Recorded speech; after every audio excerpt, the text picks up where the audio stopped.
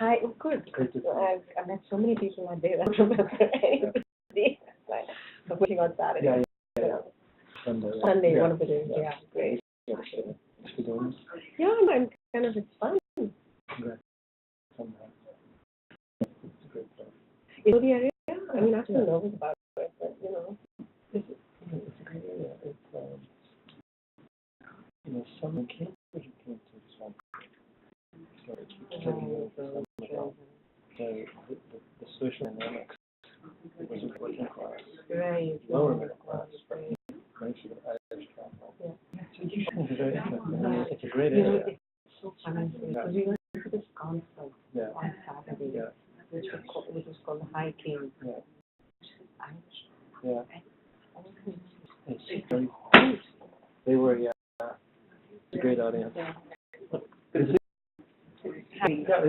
Oh, lovely to meet you. Okay. Thanks for coming. Thank you for the invitation. Yeah, it's really try to do that. So, yeah, looking forward, yeah. You have everything you need? Yeah. It's shown me how it works, I hope. Yeah, no, it's nice to be doing this in Vikram's name. Yeah. So you say it's on that. Yeah, so my work is Sangath based, Yeah. and has always been. So, I'm a pediatrician, I kind of work in the area of children. So, yeah, it's kind of nice. And Vikram introduced me to the ECD group. So, actually, I wanted to, go and see Park and from that, and just said, but why don't you do this? Okay. Okay. No, it's wonderful. Okay, I suppose earlier than later. Yeah, so it's been good, and the weather's been great, so I'm not complaining. Yes, 2 weeks ago it was super humid, so. I was so crazy Saturday, right? It's just rain, and I'm like, oh my God, it's getting a bit gloomy. So I'll pick back up again and kind of feel cheerful. No, this is fun. Probably best month. And so, Scott, tell me, what is your? Sorry, I haven't looked everybody up. No, I really, so I do primary care national. Okay. And I direct you center for this week. Okay. Yeah. So very fun. I worked on the history of orthotics, history of Right. I think, when you talk about history, we have only one child, and I picked up this book on the only child. I can't remember his Laura or something. It's really fascinating. The whole first half of the history, how the so only child is completely and totally demonized. Yeah. Over the first, since Freud, and just that it's very clingy and demonic. It's kind of really. So this whole history of how language which also changed is really quite interesting. Of course, concepts and how these different concepts made it true. Yeah, and it persists, and they get into the day media, and they become just these huge truths. Yeah. Which it was just very interesting. So I'm just reading now the moment, so the history of makes it more complicated. Fascinating. That is the thing that he has this local context that doesn't have. So okay, that's interesting. So I get it later. I can see the people. Yeah, why don't you get one? It's great. Yeah.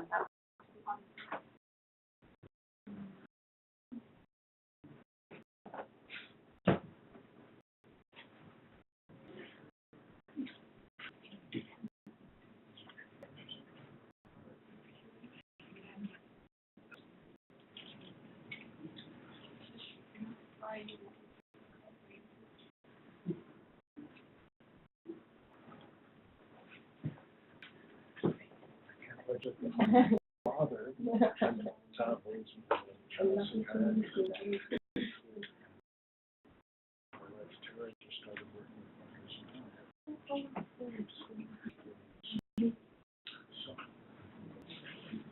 Oh gosh, I feel like I'm really listen to be presenting.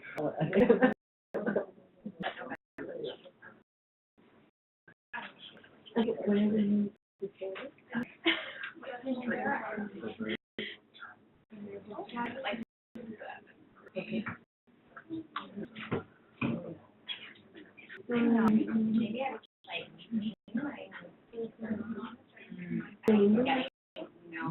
South Asia right now?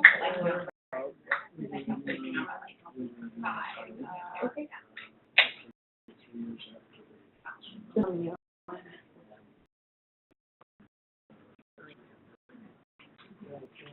It's still now completely. Okay.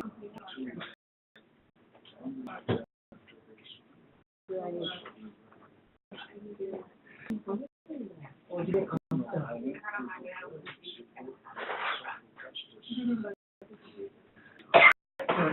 so kind of psychological first phase and yeah.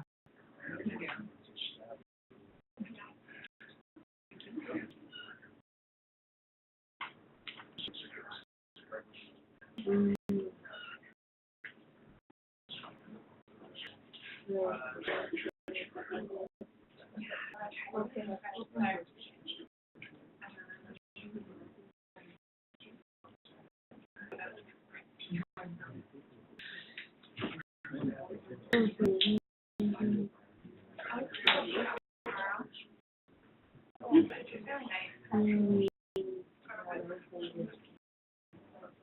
Wow, like I'm really lunch.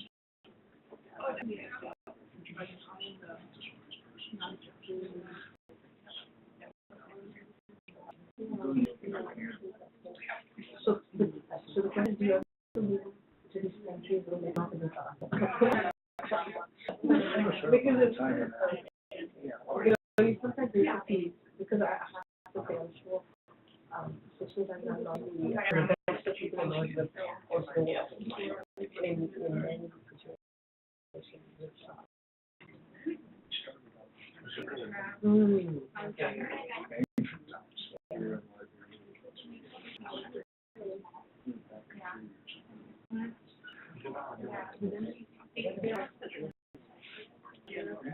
Yeah. So, well, I got to personally get off some part. So, my work is very, so I've been in 2 states now. I think actually the next one, is probably the most challenging. The next round is probably which I think is, really the big challenge. You have some community structures which you can leverage. But I think it's going to be very interesting to be and that's going to be community. We're probably going to be a global city and urban country.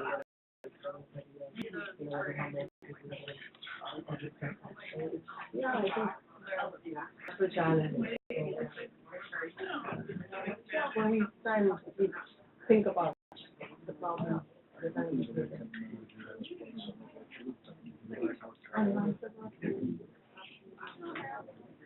So, yeah, I hope you find it interesting. Little broad overview. I've been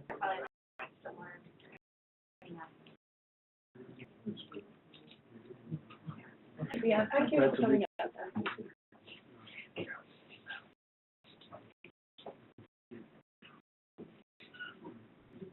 Okay. Yeah, like 5 or 10 minutes. Okay, no problem. Wait for the forum.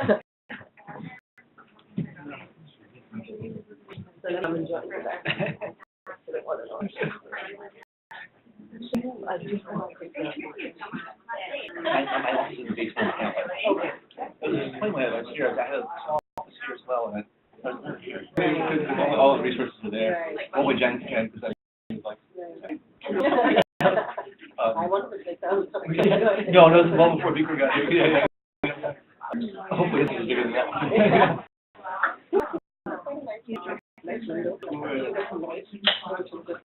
These buildings can be new. So there's a man yeah, and they're all going to be designed different things. And sometimes I think sometimes. But it would be, yeah. Oh wow. Probably was, yeah, I'm sure. So the library is fantastic. Library is where I know. you need a library somewhere. But almost natural way you can turn light. Yeah, these things almost actually just go home Monday to Friday, 9 to 5. You know, for the week, you know, so the library is right up on the end of the you got a funny thing? No, it's up there. Yeah. And then all there, so, yeah.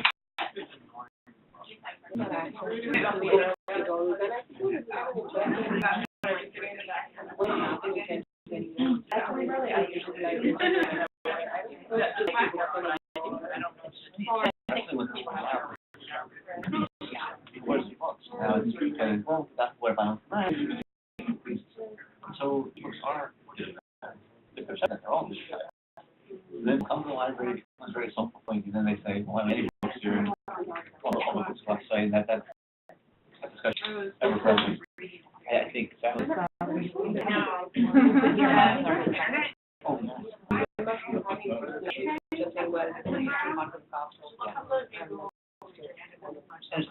Heart of Gauri, we went to the Center for Growth, you know, general disease, whatever it is, I'm located somewhere.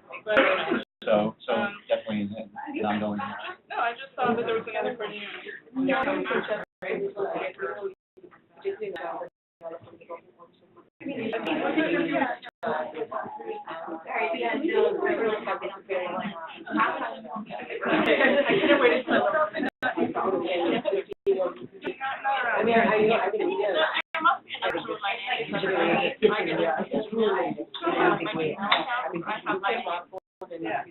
must be somebody else who has the same name.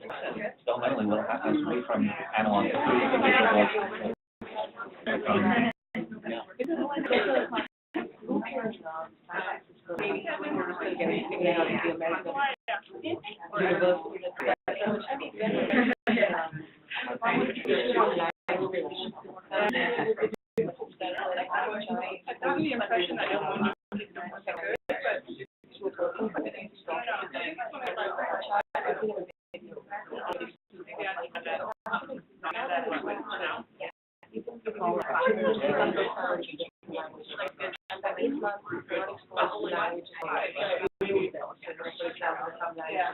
digital.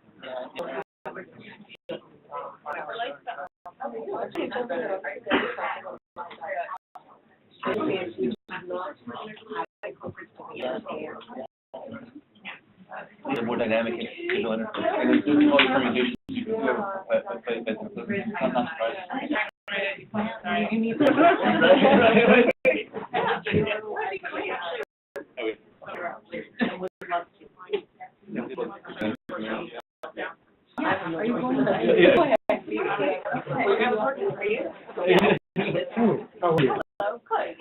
I didn't say anything, I'm waiting for you. I know, right. Yeah, no, I mean, Together, you can send it Okay, yeah. Yeah, there's a PDF of me, Yeah. then I can.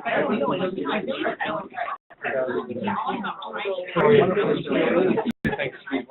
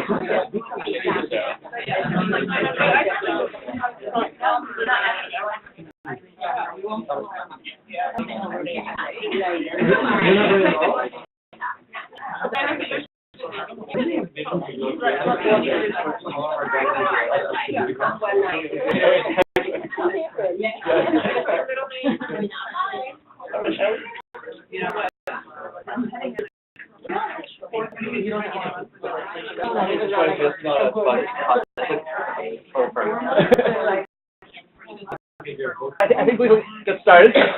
Hey.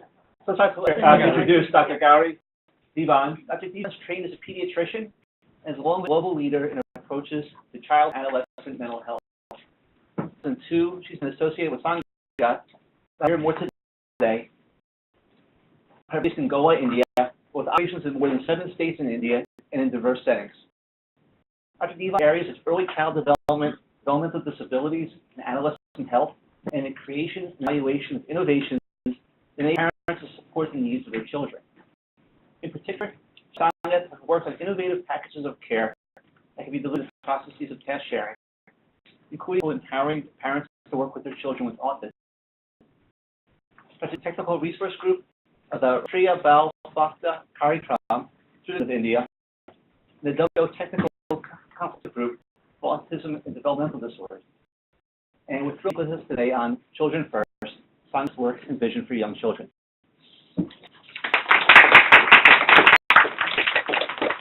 Thank you, Scott, and good afternoon, everybody, and thanks for the invite to be here. So I'm just going to run you through this very broad kind of presentation on the work that we do. And so first of all, just a little bit about the organization, the context in which we work. So I'm not sure if there are many people here familiar with the Indian context, but we'll just run through that a little bit. And the two broad areas, sorry, am I in the way? Two broad areas that of interest, particularly for many organizations, so around interventions and assessments, and then where we hope to be in the future.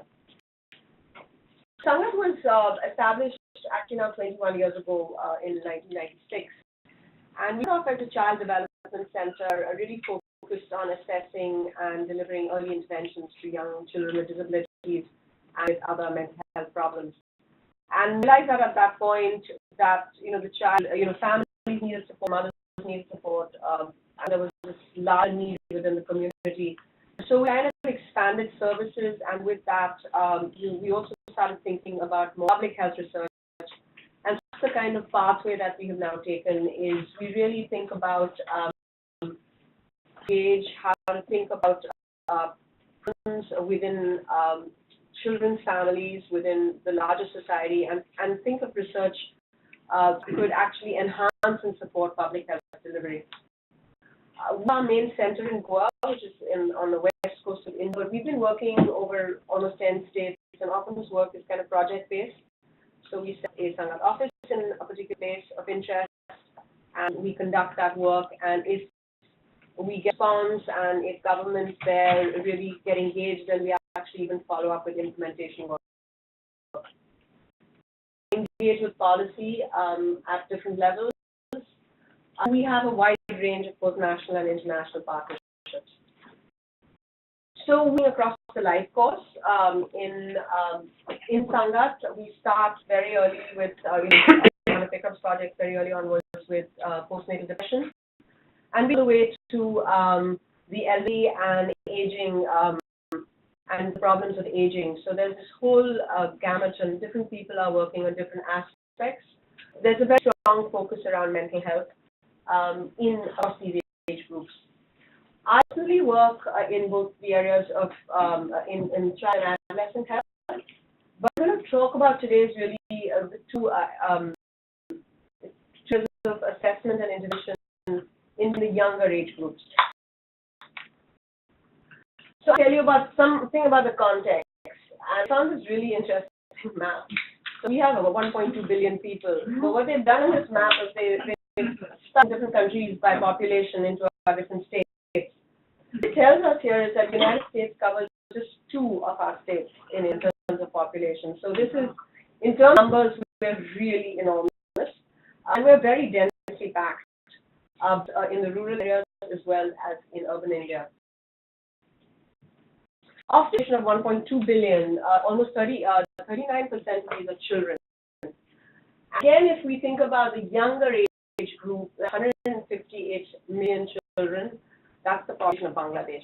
So this is again, just the kind of numbers that we have to think about when we think about how do we take intervention or public health policy to scale. This is mentioned, or economists always talk about India's population advantage. We have this demographic dividend, we have lots of young children who are really going to be bringing up in the next 20 and 30 years. They're going to potentially, I mean, they're definitely the workforce for the Indian country, also potentially the workforce for the world. We have aging populations across much of the world, and here is this number of children that we have who really have the potential to, take on, to support services in the future and support communities in the future. But anyone knows who's worked in India or in settings, in developing country settings, many children face multiple disadvantages. We have malnutrition issues, we have chronic stressors, we have things in the environment, particularly like chronic worm infestations, which then lead to anemia, which impacts the way children learn and grow. Also, we have much more severe adversity, such as neglect, bereavements, and chronic parent ill health. Focus two areas of, just to again talk about the context and the numbers that we have. So if we think about stunting, paper in the Lancet series in the year told us that there were 174 million children under the age of 5 who were stunted across the world.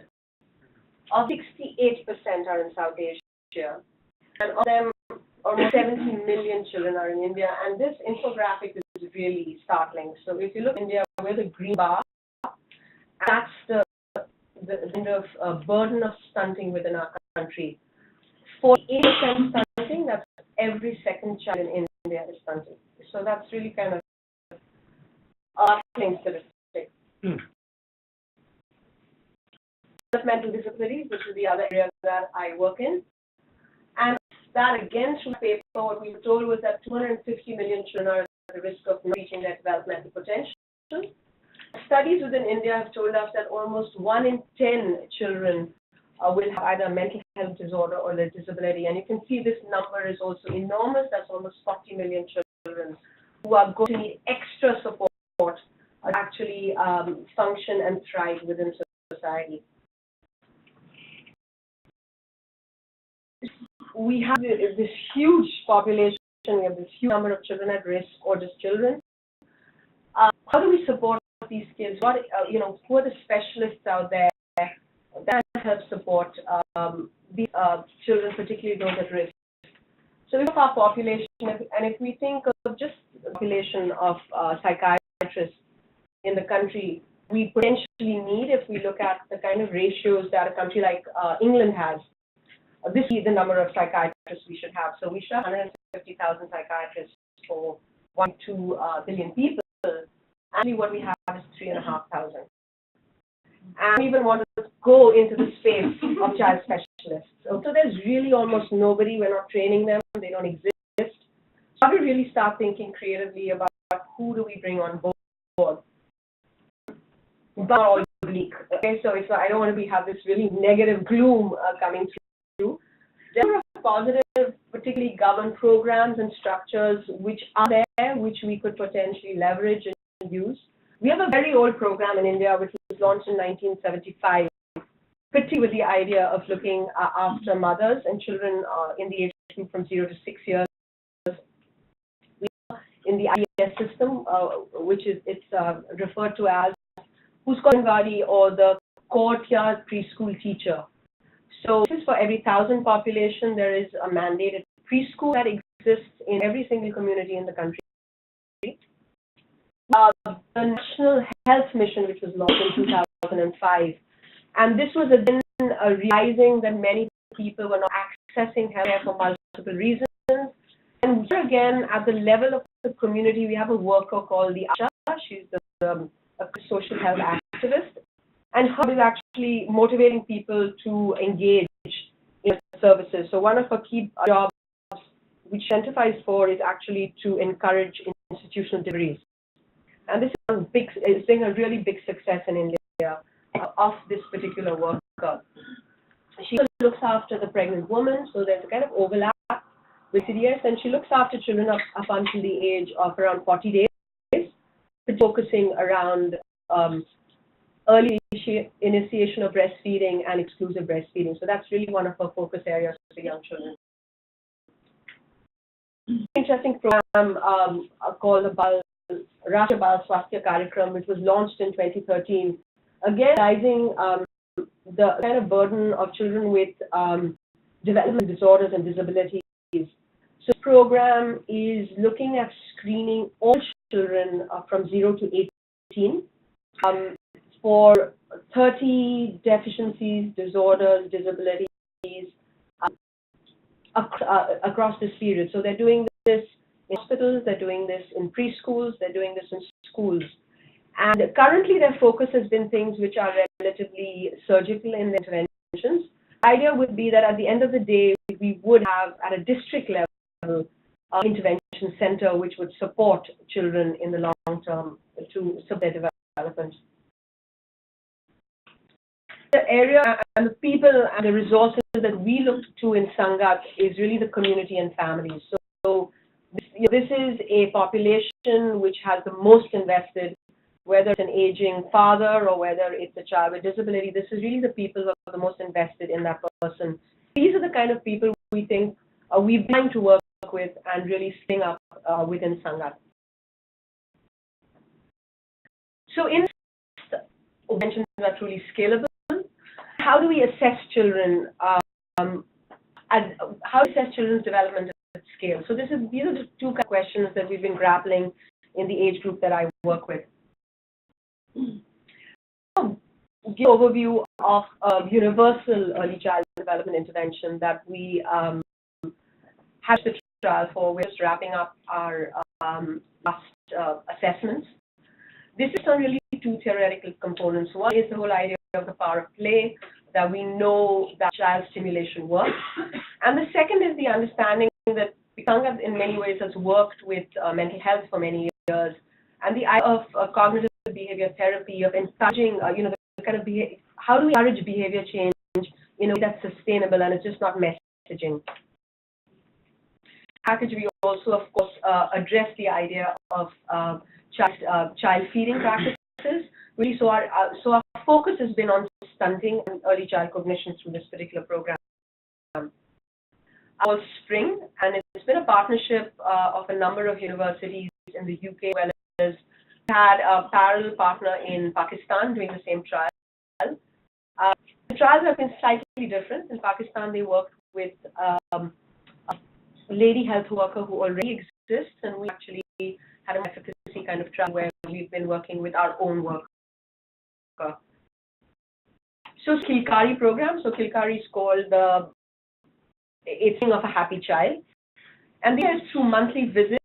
Mother really encouraged from pregnancy to 2 years of life to really take on and adapt and adopt certain behaviors that would impact the child's development in the long term. And the Kilkari worker. So here we've been working in the state of Haryana, which is just 2.5 hours from Delhi, so it's in North India. I worked across 120 villages in almost a 200,000 population. And I think interesting about this again is that this is not one of what we call in India, very high risk states. This is relatively a state which has got an agrarian population. It does really well in terms of, it's a low level state, but still has 46% stunting. So almost every second child in the state. Is this stunting related to food, or is it?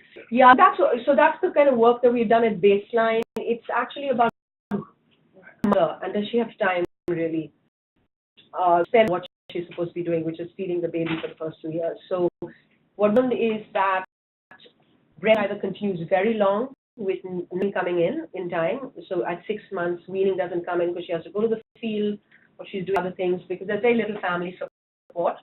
Second thing would be that she stops breastfeeding very early, and quantity of the complementary feeding which is coming is not only early but it's inadequate. Because feeding children under 2 is kind of hard work if we're honest about it. It takes time, it makes a mess, you need patience. And if I have to wash the clothes, I have to feed my in-laws, I have to maybe think about feeding cows. In all this little person probably is the least important in terms of feeding. So there are multiple factors within this. I think it's complicated. There are multiple pathways coming into stunting. There are, issues of chronic enteropathy. Sorry? in this area. So salt is iodized in India now. So almost all salt in the Indian community is iodized, except really areas where we might get.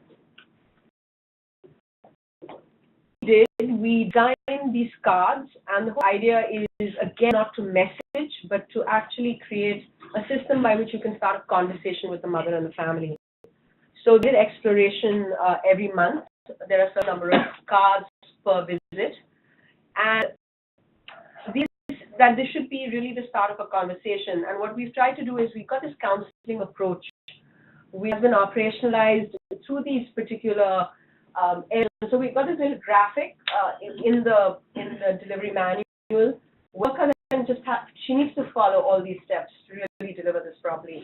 And the idea is that she finds out how the mother's been doing since the last visit. She kind of shows the picture and asks the mother, so what do you see?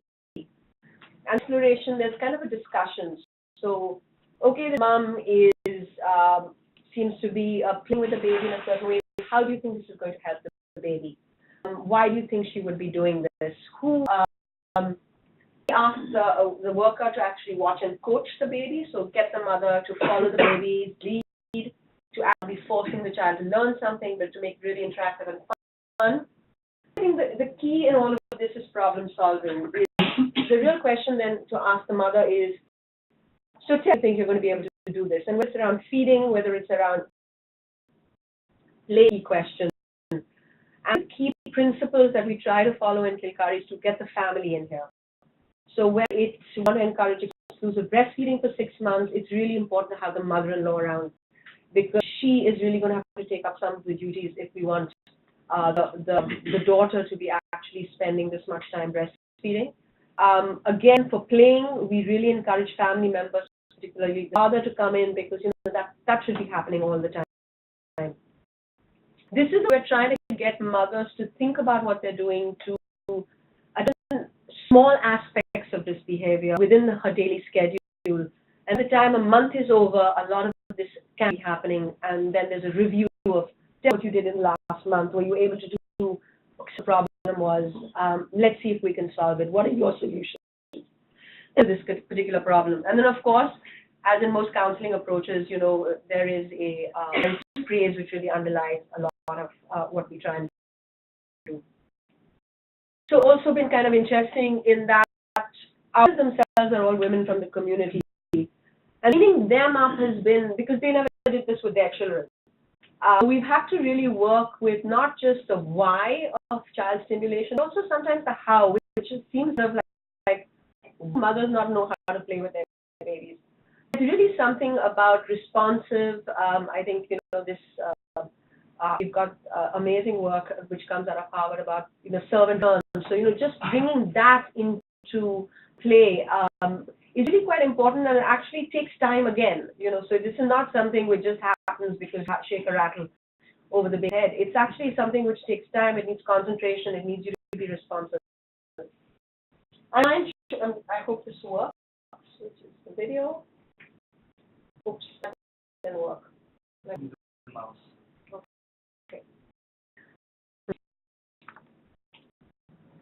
Okay, yes, I think instruct.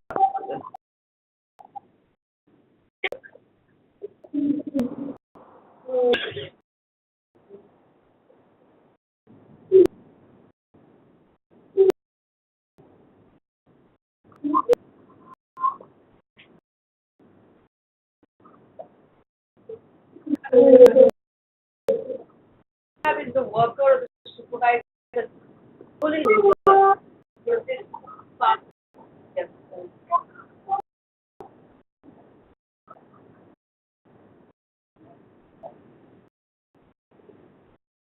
We made a whole bank of videos like this to show the worker what the difference is in these things. How it really makes a difference at the level of the child and the mother to play in the right way, if that's the right term for it. So this is a cluster randomized controlled trial. So we're collecting a lot of data, both at 12 months and 18 months. And like I explained, it's just kind of going down. I think one of the things that we've done, which we're quite excited about, is see if an intervention like this has impact on early life stress. Yeah. Are you collecting the cortex of the hair and salivary? Is that mom or baby or both? the baby. Okay. Okay, just the baby.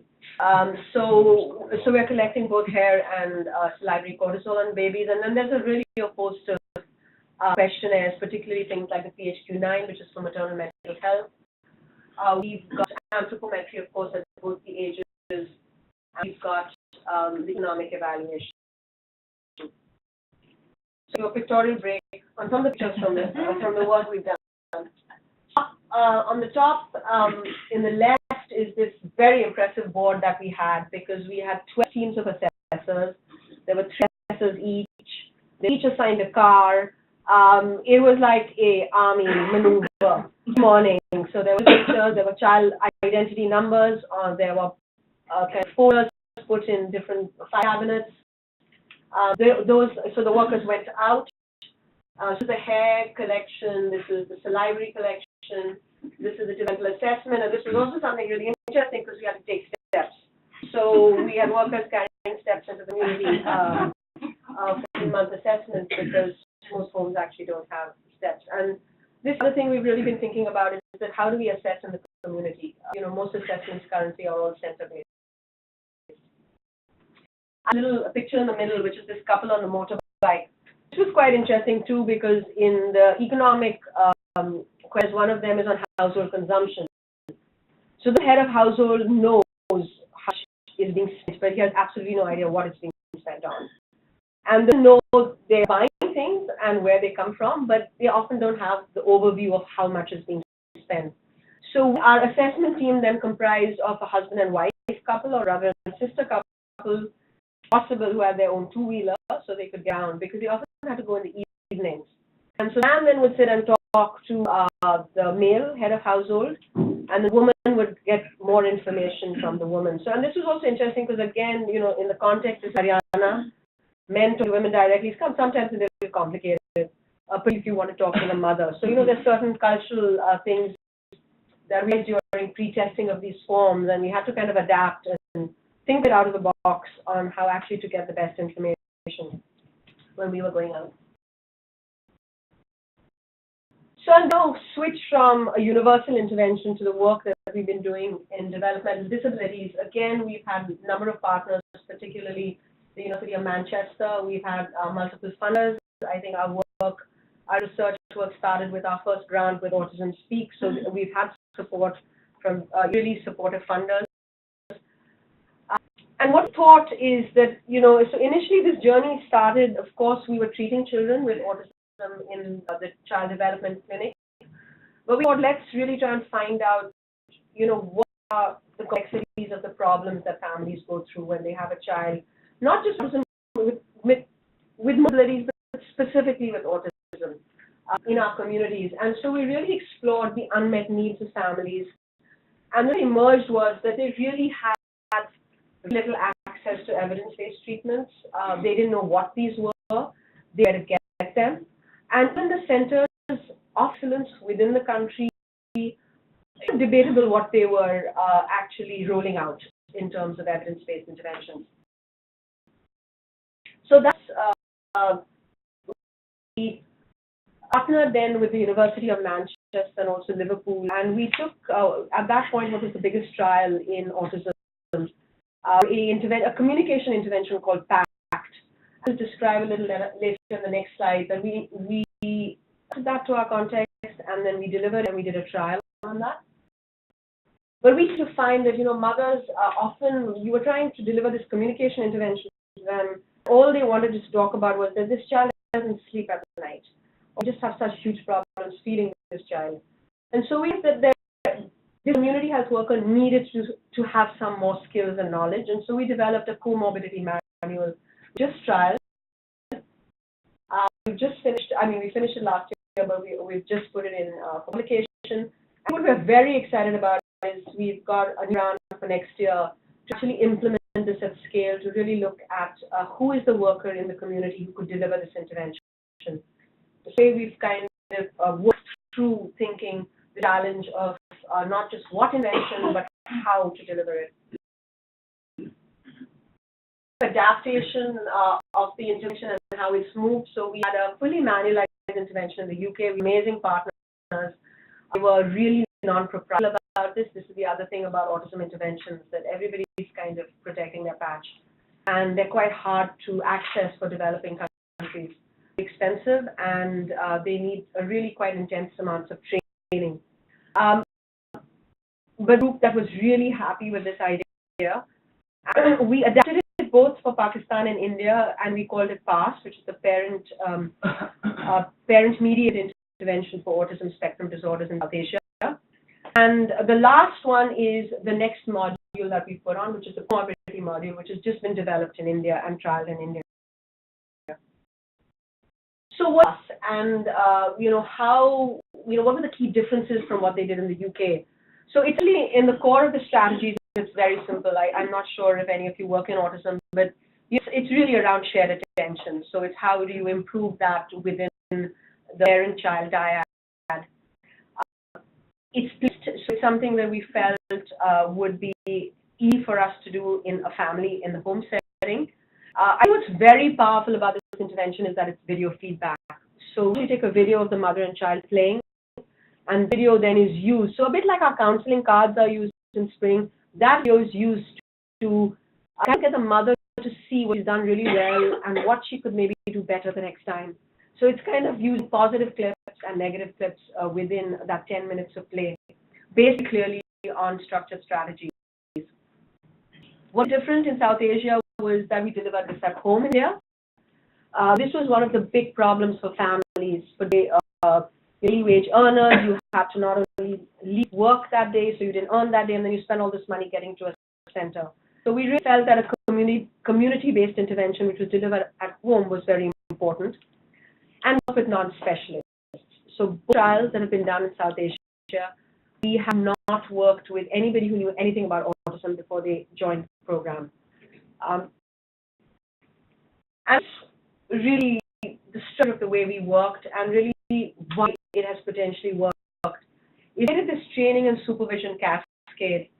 And it's also very important about the nature of this intervention. So what happens is that the PACT UK specialists trained us in South Asia. We trained our community health workers, and our community health workers in the process of PASS only work with parents or caregivers. So not work directly with the child. So there is they don't need to be autism experts. They need to be an expert on what they're delivering, and they really need to understand those strategies as well.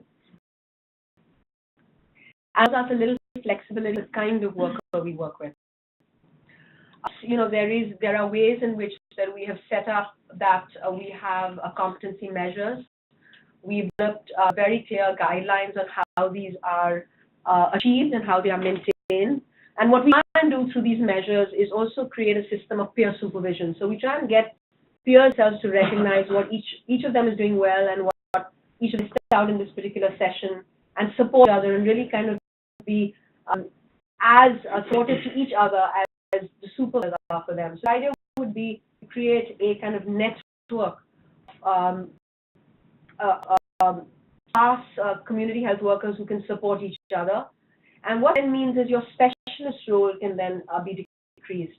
So yes, we do not have these specialists, very few of them.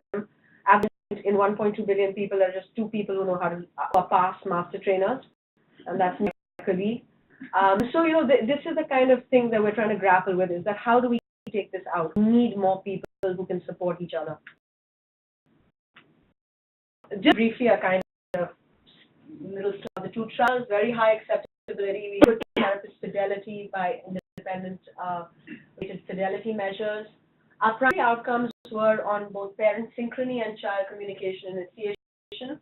And what this tells us in some way is that this is the mechanism to better communication. So we know through a PACT trial, which is now almost 7 or 8 years old, that there's autism symptom severity along the way. So when these dyadic communication changes, so what happens between the mother and the child changes, this just gains confidence in the way they initiate communication, and this confidence then generalizes and actually makes impact autism severity. So this is well shown, and we've shown this in the last trial. To some level, it was a bit of a pilot trial, so we've shown some symptom reduction. What's so exciting is we've used a new tool. It's called the BOSC, who has been put together by Catherine Lord's team in Cornwall. And that's a really interesting tool because, again, this is a tool that doesn't need specialists to administer it. Unlike like the ADOS and the ADI, which are, again, very complex tools, hard to achieve fidelity in, this is something that we've been able to, we've had the same kind of training and supervision cascade to the boss. We're talking about how to use technology in some ways to deliver these interventions, and this is a little proof of concept we've used. It's called Inform, and it was around developing a kind of invention videos for support parents of children with disabilities. So I'm going to again take a break from my voice, actually maybe not, and show you what it is.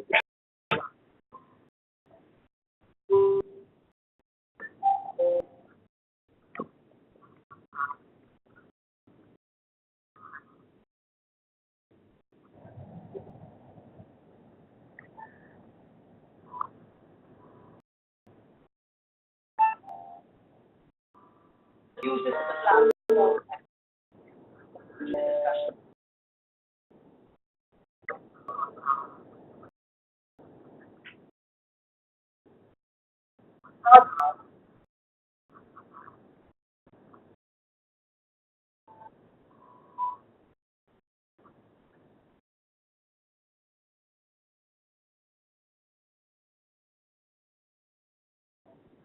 It was very low budget, so I had to actually do the sound, the audio on that too. So this is, another way that we're thinking about how do we use technology to get this out in the community. There is increasing penetration of mobile technology now. In Haryana, the rural community that we've done, the spring trial, every family will have a smartphone. So there is potentially a way that we can now start thinking about getting these kind of little video messages out to families and need. These are the two inventions, the kind of universal intervention and the time intervention. But I think all of us, what's always missing is this assessment piece. Like, okay, great, we've done spring. Who's going to assess these kids? Are we really making an impact? Are we really doing something great? Similar for the autism work, if I really want to scale up autism to, the 2 kids in the country, am I really going to know in the long term that it's worked for these children? So how do we assess these kids? And with in mind, we've formed a translation neuroscience network, which Harvard, of course, is part of, and really thinking about ways of scalable assessment. So these 2 ideas that we're working on right now, working on a universal integrated intervention assessment battery, which is on a tablet, for assessment of just a universal intervention like spring, which would kind of base in some way something like a Bailey's, because it was some ideas on cognitive health. And also simultaneously working with the team in the UK on Reading, where we have been thinking about eye tracking and a targeted assessment for children with disabilities, particularly with things like autism. So I'm going to show you 2 videos. These are actually kind of hot off the press.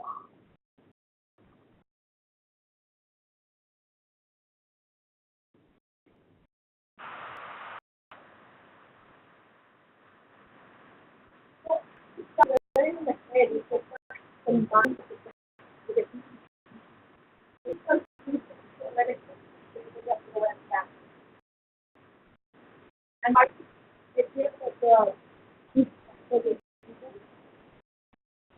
quite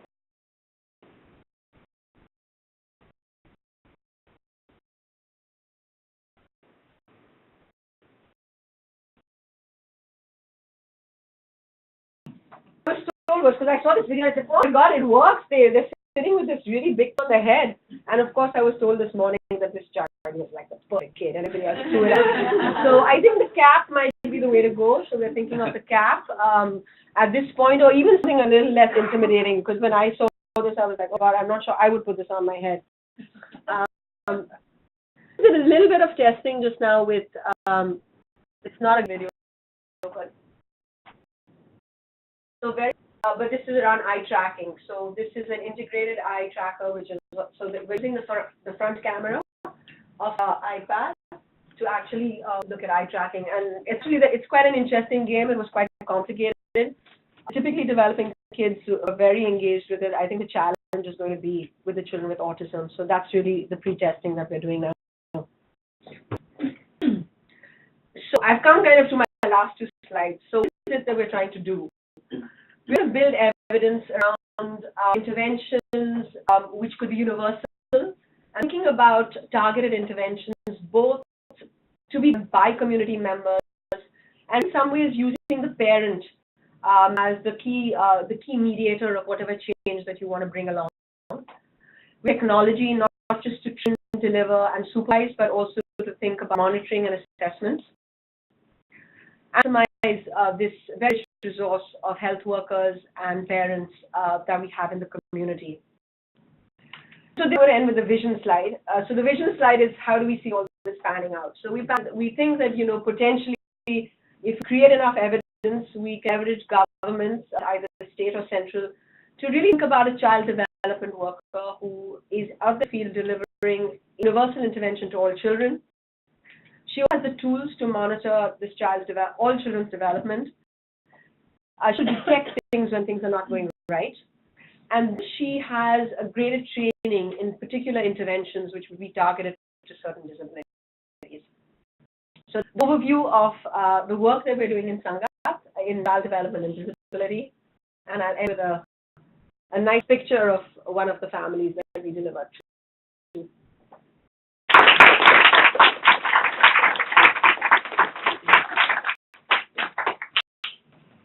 Yeah, we have questions.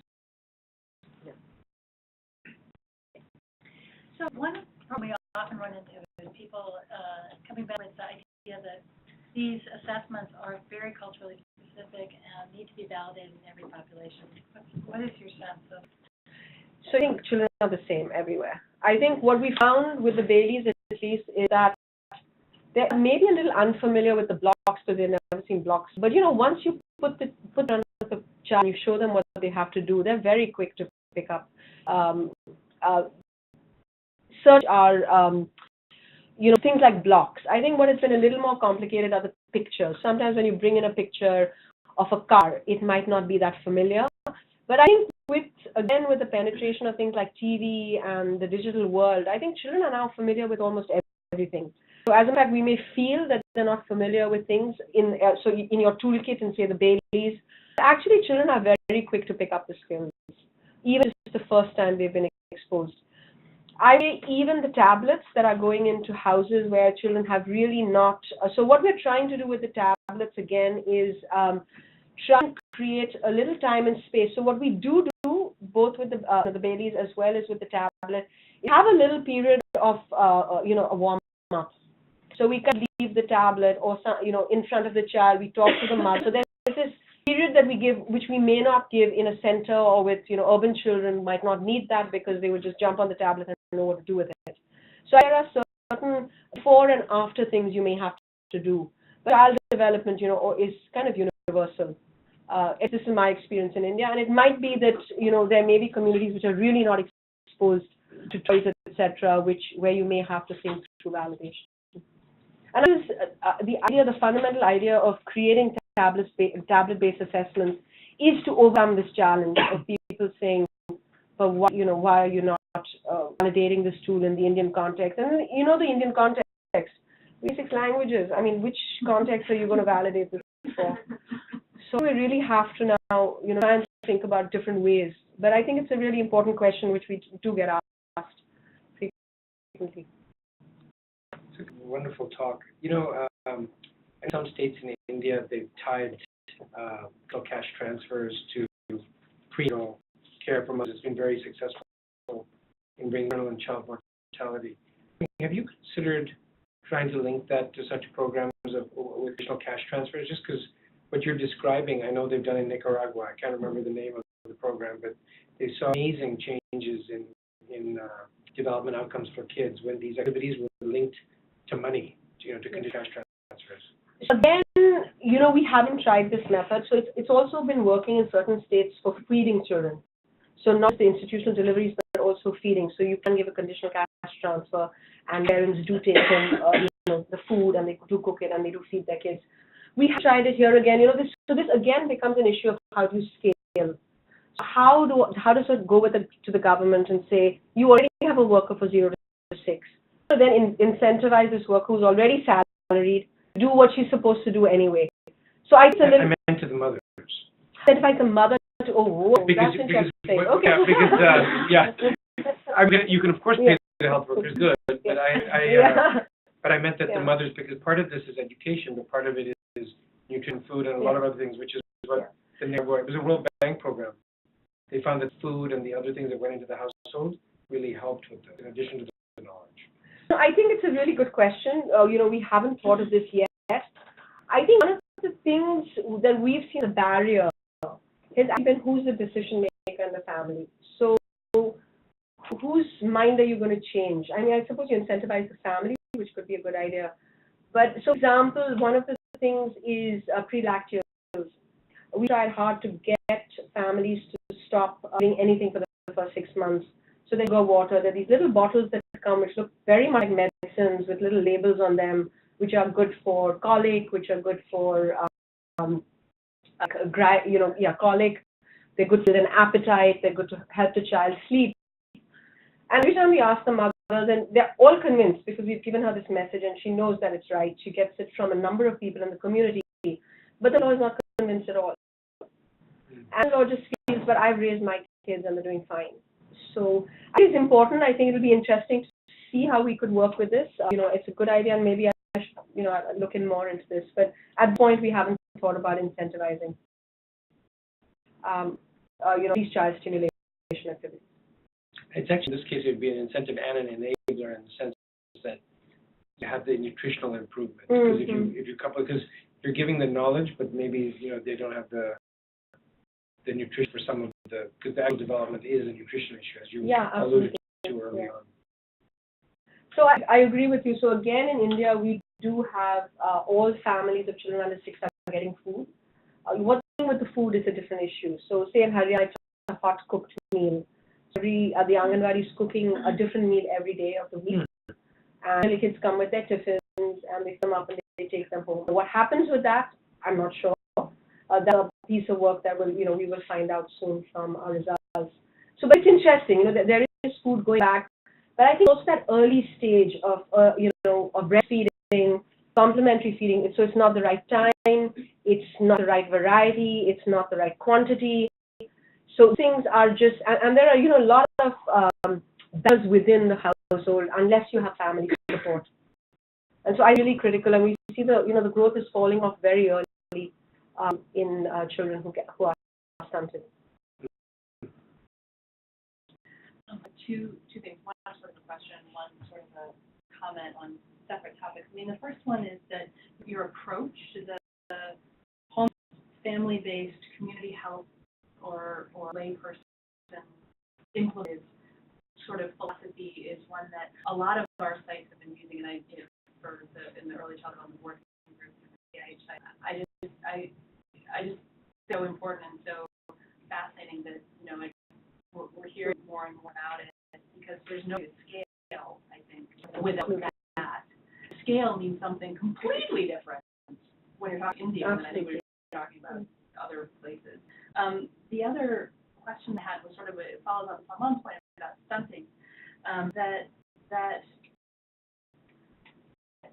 population we've seen it's very difficult to shift that particular issue. So how is it working, your program, do you know yet, for how we're, and teaching mom with this baby help the next baby? So what are... I think, it's very early. We just finished. We've just going to decide in terms of, so we'll just be crunching the data soon. And it's a really, really important question that is it, and I think what's interesting from the Jamaica study is that it doesn't matter what the height of the child is. In child stimulation, they actually did as well, if not better than their peers.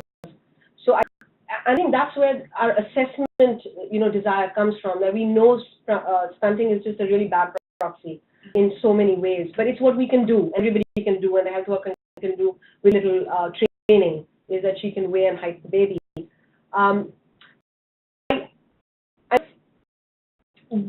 Yeah, I mean, it's still early days. I'm not sure what changes that we're going to make here. But there are certain, there are issues around, how are we, so let's look at the data. I don't want to say much about the program at the moment, but I think, we're hopeful. But, these things are also, they are cluster randomized trials. There are kind of workers within these. Some of them we know have had great coverage, some of them who haven't. It'll be interesting to see how we impact cognition in the long term. It's really the critical thing that we're trying to change, both with the food as well as with, the child stimulation. Monopolized. I'm really intrigued by how high the rates are.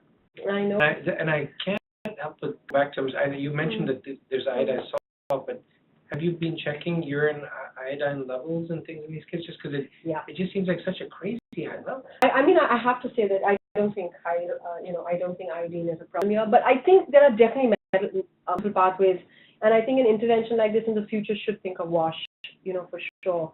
Because, I think there are some interesting studies about, so for example, in India, many households will have cow dung on the ground. And whether that is, adding to chronic entropathy. So there are multiple pathways to stunting. Can be explained by poor complementary feeding and not exclusively breastfeeding.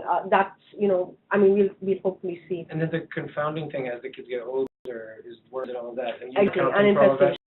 But what we're really worried about stunting is the first 1,000 days. I think that's really the critical period that we are really worried about and concerned about. Do you read into this, the aflatoxin has something to do with that? I don't think I haven't really researched that at all. So yeah, that's like, okay. No credence. No, the Gates Foundation is very interested in this topic in Africa, that there seems to be some other explanation on top of the things we all expect. So with something, and they were trying to study to look at whether toxin on peanuts and grains could be contributing. So here I think what is more, that we should be working with is adolescent girls. Girls go into marriage and childbearing actually undernourished. And I think if we want to really focus, that's maybe, it's not preconception, it's like pre-marriage. We should be working with young girls and, putting up their nutrition. And, particularly in a state like Haryana, where we have gender discrimination, mention is that girls don't just get fed even when they're kids. So you have just this disadvantage of nutrition maybe following you. And that's something that, would be, for me, something which should be, the strongest link, but it's the mothers are really not, even in the household, they're the ones who eat last. So feeding babies and, and they're doing, so it kind of, that the whole social role of the mother is quite interesting and complex. It's something that, we have to think about. Yeah, let's see. So you talked quite a bit about time use, so I'm wondering how much in these really overworked moms and they have so many things and then comes like, oh, you baby, oh, is that sort of shift? Do you see any sort of pushback for that, or is it just not hard to stop? I think, one of the fundamental principles of Spring, both in Pakistan and India, is just get the family on board. So we really tried in almost every session encourage the worker to make sure the mother-in-law sits in or somebody sits in. They understand why we want the mother to do this. And actually, in some ways, though, the play would love the mother to do that. If anybody does it in the family, it's all right. As long as somebody is giving the time and energy to the baby to play. A lot of our messaging is also around, can do this, and that's where the problem solving comes in, is to think what your day is like. When do you think you could spend 10 minutes, finding to your baby and talking to your baby? So it's not like sit for and play with this baby, but let's think, okay, your baby. So many of our pictures are around bath time, particularly like naming the nose, naming body parts, seeing the baby. So there's a lot of things that we try the mother to think, and so the picture also designed in that way. Is that doing something in daily life, how can that become more interesting and child, and stimulating for your child? And I want to make something more pointed. I think that what you're talking about, the scale that you're talking about, is really remarkable. And in other interventions that we've had a lot of experience with in the department and the treatment of multiple drug resistant tuberculosis in particular, that the scale, the magnitude has been a reason to not try things. So I really applaud you for trying and then figuring out how to bring them to scale. My question was about a lot of the discussion we were having of the importance of the family and the dynamic and the limited control that the mother really has in the household. And so what is the objective of the assessment being done by the male and female part of a team? Is that part of intervention, or is that exclusively assessing? No, that's the assessment. Okay. That's just the assessment because we were not getting adequate information from the mothers. So needed a man in there talking to the male head of households. But we're looking at decision making along the way. So that's one of our questionnaires. Has something like giving mothers the knowledge for the information that we're giving through this, that this is going to make your child better and stronger and brighter. And the inspirational message, underlying both the projects, both in Pakistan and India, have been your child is going to do better in school. That's really the aspiration for most communities. We're talking about girls who aren't going to go to school or who So we try. We've got lots of girls in the pictures there. So the idea is to at least get the conversation moving. Simultaneously to this, there's a huge national program which is called Save the Child, Teach the Child. So it's called Beti Bachao, Beti Padhao. And so simultaneously at the same time, but things are quite complex, and I think it'll be interesting. Our early life stress questionnaire does ask this, that particularly to mothers who've had girls, that what was the response of your family members? What is it like now one down the line? Is this working also at help seeking, and we hope we can disentangle the gender from how families seek help for a child who's sick. So I think we're going to get this information, and the idea would be, does an intervention like this, where you're really trying to develop the emotional bond between family and the child, whatever gender they are, does that protect against certain issues like this, which are part of the community? This, and Anne will tell me, but I believe in one of our assessments of early childhood intervention, we found that those who had been screened for depression, the families, the intervention was less effective than in other families. Is that sort of correct? I remember screening for, but that the mothers who were more who were more depression, that the intervention was less effective. There's no doubt about it. Depression does impact and I think so Atif Rahman has been one of our co-PI. I think that's partly where the CBT comes in. The approach within the session is very problem solving. It's really to open up the mouth to talk. So I think we see the session as a kind of therapeutic process in itself. It's not always done the way we want it to be done, obviously, but that's the whole idea of find out and ask and problem solve. Is issue this would come up, the mother would have an avenue to talk, and that could maybe help some degree of distress. It may not help depression in its full form. So it could help distress a mother who's distressed, and help her to take up. Also the family, bringing the family in. So family support, that bringing up this child is not just the mother's job. You're around, you need support this maybe. One just following up on that, one other issue I think that's come up particularly in one of our settings, Martha has also been involved in, is that sometimes it's the dynamic between the parents is getting in the way, and so a lot of the a lot of the intervention is focused now exclusively on moms because there's interpartner violence and stuff, which is another contributor to child developmental issues, and so they're both groups in which there's this attempt to moms, who are trying, and also to help them about stimulation for the babies. But that's one of those places that we're having a challenge, because on the one hand, like the family focus is so important. On the other hand, there's dynamics within the family that's hard. Yeah, absolutely. And I think there are also interesting parenting program studies which have been done later, where working with fathers is also just very effective. So I think, when you come to this kind of family dynamics, which are, particularly domestic violence, I think, bringing fathers on board is important. We will find out through the early life stress questionnaire, because that is a question we ask mothers. And, because we know that, just being in a household with domestic violence is going to impact the child. So, we're going to see how this emerges and whether intervention like this, which has this counseling approach, can offer some of these, these adversities. But directly dealing with family violence. Again, this was an interesting site because we went in 2 years ago and we started from scratch. It's an area where everybody said, oh my God, you're working in the state, it's terrible for girls and women. And actually, our experience has been really quite positive. We've managed to go in, we've now got a nice footprint there. So it seems that I think if you come in an appropriate way and you make good community partnerships, communities are willing to do intervention like this, where you might be giving messages which they all might not be too pleased with. So I think, this would be layered. I would not go in and talk about domestic violence in this community. It's quite an interesting community in many ways.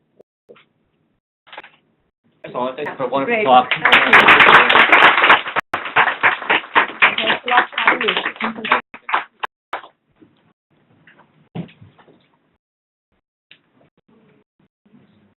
I want to meet you now.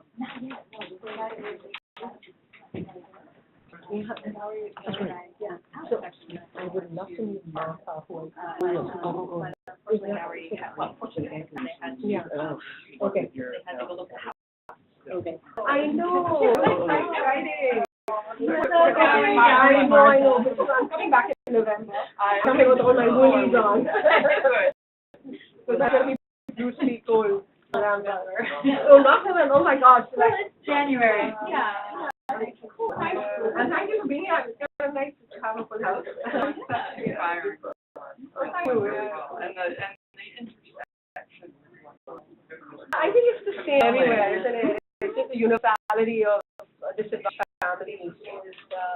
I think what's interesting is that, we don't see these as disadvantaged families. This is probably norm in India, where the children are just funded. And, 1 and 2, it just really fun, when we did our baseline, it was just so shocking. Because you read the statistic and you're like, okay, this are government statistics, who knows what they're about. Yeah. And then your workers are going out measuring and weighing babies and oh my goodness, this is, and it is more complicated. I agree with Salman that, I don't think this is a pathway to and I think it is complex. We're going to have to, these things about